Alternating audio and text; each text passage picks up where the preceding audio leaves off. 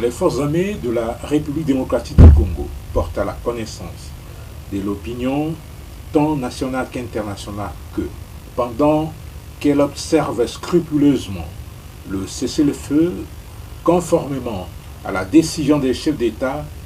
prise au mini-sommet de Luanda du 23 novembre 2022, l'armée rwandaise et ses supplétifs des terroristes du M23 ont attaqué ce jeudi 1er décembre 2022 les positions des FARDC tenues par le 34 10e régiment d'infanterie à Kalima, à hauteur du pont sur la rivière Rwindi, dans le groupement Bambo, chefferie de Bwito, en territoire de Rutshuru. Cette offensive déclenchée par les forces de défense du Rwanda démontre à suffisance les intentions belliqueuses du pouvoir de Kigali, déterminé à saboter les décisions des chefs d'État de la sous-région, ainsi que les initiatives de l'Union africaine, des États de l'Afrique de l'Est et de la communauté internationale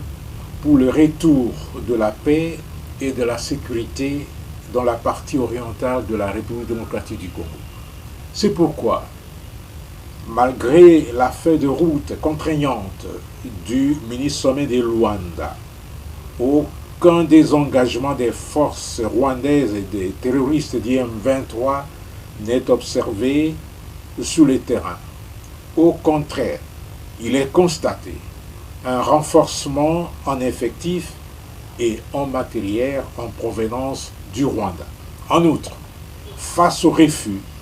des populations de se soumettre à leur dictat,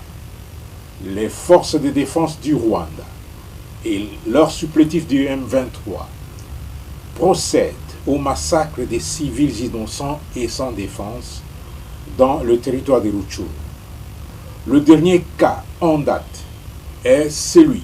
de 50 civils congolais lâchement assassinés mardi le 29 novembre 2022 à Kishishe, localité située dans le groupement des Bambou, chefferie de Bwito, en territoire de Rutshuru. Plusieurs autres civils sont aujourd'hui portés disparus ou kidnappés par la horde des terroristes du M23 sous la bénédiction de l'armée rwandaise. Il est déploré également l'enlèvement et le recrutement forcé des jeunes